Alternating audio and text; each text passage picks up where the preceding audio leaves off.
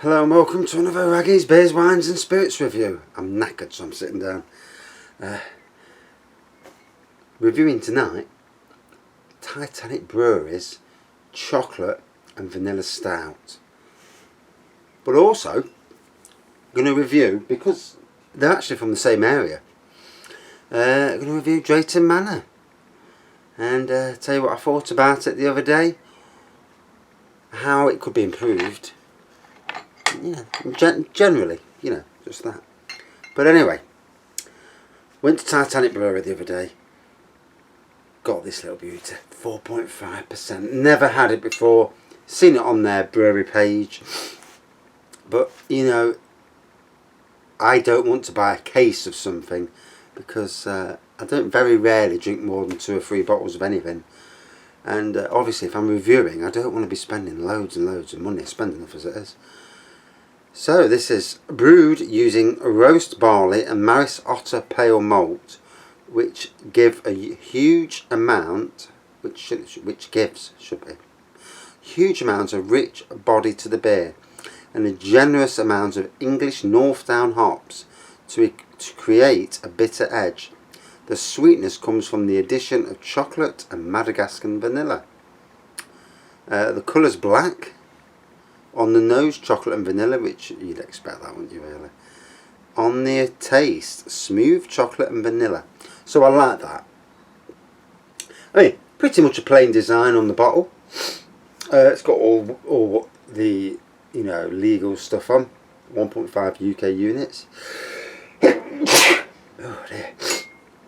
And then on it, it's got a bit about the beer. See, smell, taste. That's just what every bottle should have on. The only downer is it's a 330ml, but hey,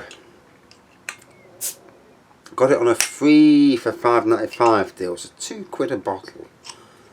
So obviously when you go to the brewery, you don't get it as cheap as you get it in the shops, because shops can buy it bulk by silly amounts. Hence why you get them cheaper in shops. So, but obviously in shops you don't get all the varieties. So lovely smooth pour to it. Reminds me a bit of Guinness, really, like a Guinness. So black in colour, a light tan head. Right, looking forward to this. Drove a long way from Nottingham to get to Burslem, just in Stoke-on-Trent. Bugger me, there was roadworks, and then I had to drive from there over to in Staffordshire as well, over to Drayton Manor. So yeah, lovely. On the nose,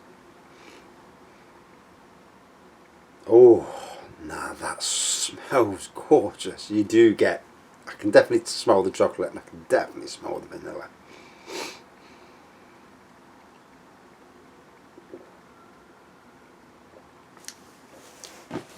Oh, yes,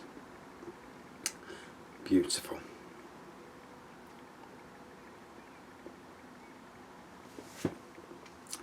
Like most dark beers, better at room temperature.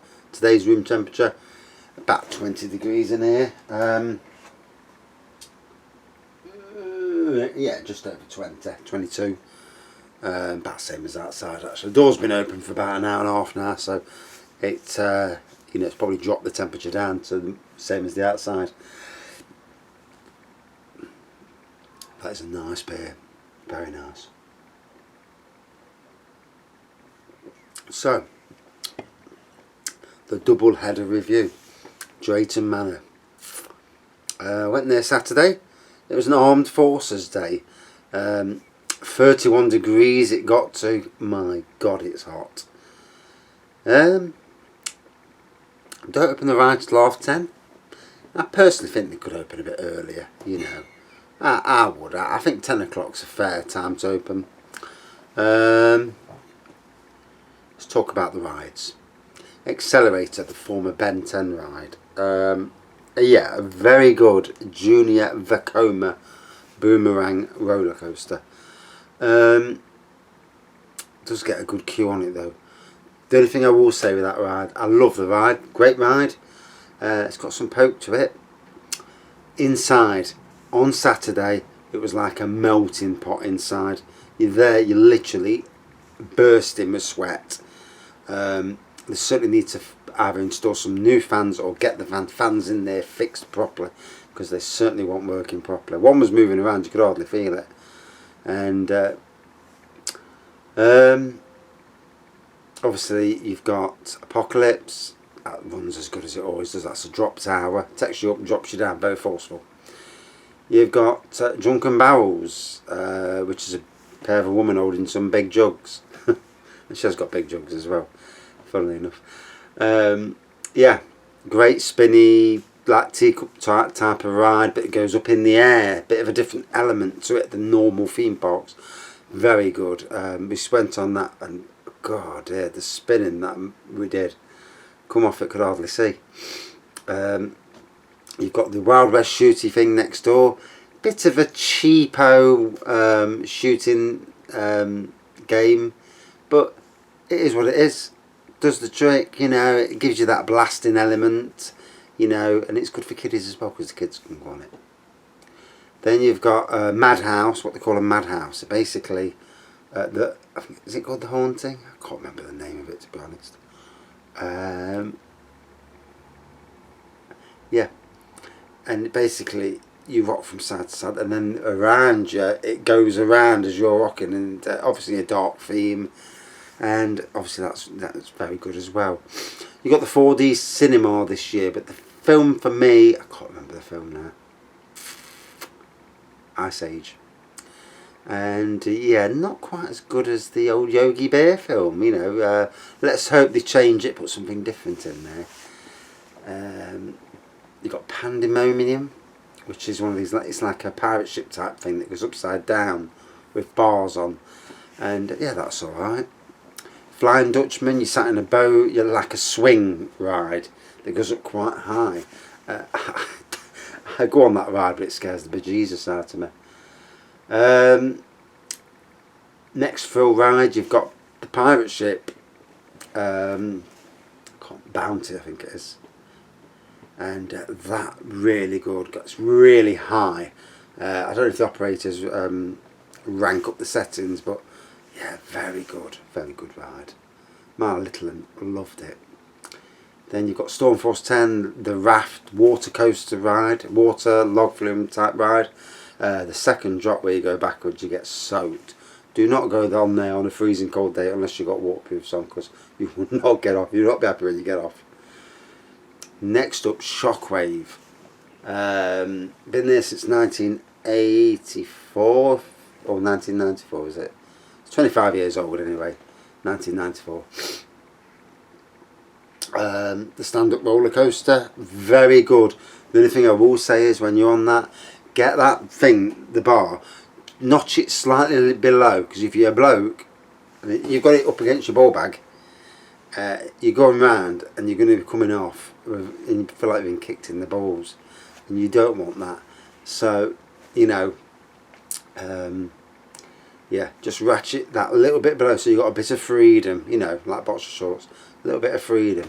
It's like the Y fronts, you know, or like a thong, you know, and then imagine it pulled tight, whoosh, and you know, good roller coaster there.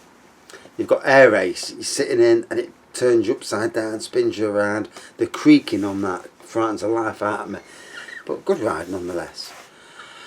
Next you've got Maelstrom, which is like a big spinning disc ride that goes up really high. One of them broke apart in Uzbekistan the other day, and I'm glad I didn't see that before I went on it, because I wouldn't have gone on otherwise.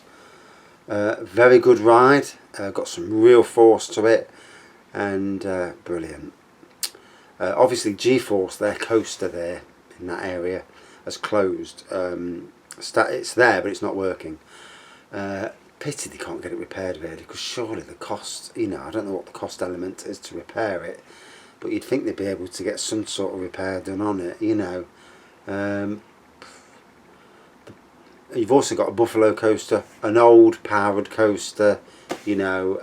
It's okay for the young family, but not good for thrill seekers. You've also got Thomasland. In Thomasland, lots of rides, fantastic. One of the best themed children's areas in the country. Great up to about 8 years old. After 8 years old, no. So you've got, and then obviously you've also got the zoo. The zoo is great. There's lots of little rides in there, play areas, dinosaur trail. There's, you know, a train that takes you there, and or you can walk back, you know. And the later you stay, the more you see of the animals. Middle of the day, they're all fast asleep. Later in the day, great to go. And plenty of shops around, plenty of food. For me, the chicken place was probably the best place for the food for me. The one that's next to Air Race. You've got Dodgems, they were pretty good to be fair. Jolly Buccaneer, which is a sit-down thing that goes around the round track. That's good as well. You've got a carousel there, old-fashioned carousel. Another little train that goes around. Obviously the Rapids is still down because of that accident with that girl who got killed. I did hear that she was, someone did say she was prattling about. Who knows? I'm sure the on-ride cameras will have picked that up. You know, why it takes so long, because obviously Smiler was back in operation quite quickly really. Closed for one season, back in. This has been closed now for a good year and a half, so and I think it's November before the inquest is fully done. So yeah, Drayton Manor, I think it is a great park. Not massive on thrill rides, you know, it needs more thrill rides. They got rid of the big wheel, which I can't understand that. They got rid of the cable cars, which I would never have gone on, but you know, obviously some people do, you know, they love them things. Maybe from a safety element they thought, no, we'll get rid of it, you know. For me, it needs some, it could do with another couple of family roller coasters. If you're going to keep the family route, instead of going for the massive big thrill rides, which I don't think they're ever going to compete with what Alton Towers and that can spend on rides, but certainly thrill rides like what Paulton's Park spent on. A couple of thrill rides like that. A water coaster. They've got the lake, what they used to have the boat go round, the big boat used to go round the lake. And for me, you know, there's very much a missed opportunity there. A good water, drain that lake, put a water coaster in. They've got the land there for it. Great. Their climbing course that they've got down there, you know, it never seems to be open when I go down, so that needs to be open more. On the whole, a great park. Out of 5, I'll give it about a 4.4 out of 5 for Drayton Manor. There is definitely areas where they can improve. Maybe a couple more rides in that Thomasland area. They could squeeze some in. They've got area, they've got spare land in there to squeeze rides in. I don't really need to go much about Thomasland. It is a there's some fantastic little rides in there. Some that adults are good on, you know, good for adults, especially the ones where you're soaking each other's with the one in the top corner. Yeah, needs more. I personally think maybe a water coaster, maybe a small wooden coaster. You know, I don't know if they can afford it, obviously, times are hard. Maybe some thrill rides, a couple of similar to what the Beast at Ingermells, that sort of thrill ride, a couple of them sort of thrill rides in there, just to get the thrill element back in, you know. There's a couple that were at Ingermells that would fit perfectly in there. Small, you know, have a decent queue off it, put the theming in, brilliant. So that's my Drayton Manor review. Love the park, I go there quite a lot. Great, not so great, obviously not so great for the thrill seekers these days, because there's, you know, obviously closures. Let's hope the Rapids reopen. You can open the Rapids, re-theme it, you know. For me, Pirates Adventure, I don't know what's happening with that building. It's a massive building inside. That could be used for an indoor dark coaster. You know, there's got to be coasters in the world that you can get that would go great in there. Right, that concludes the Drayton Manor review. Back onto the beer review. So it's had time to breathe. You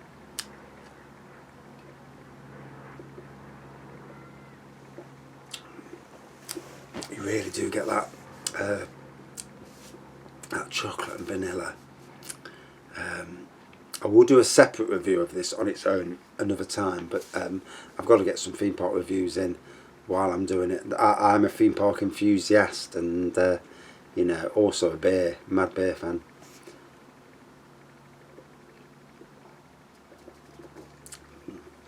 And I get blokes from work watching me, looking at my reviews, so you know, it's dead weird, isn't it?